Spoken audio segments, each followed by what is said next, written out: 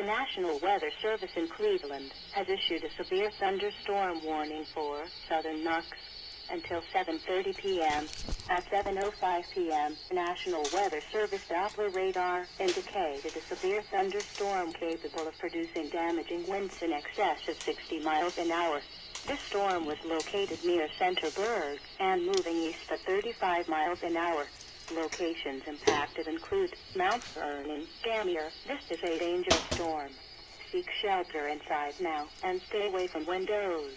Please report hail and strong winds to the National Weather Service by calling toll-free 877-633-6772 when you can do so safely.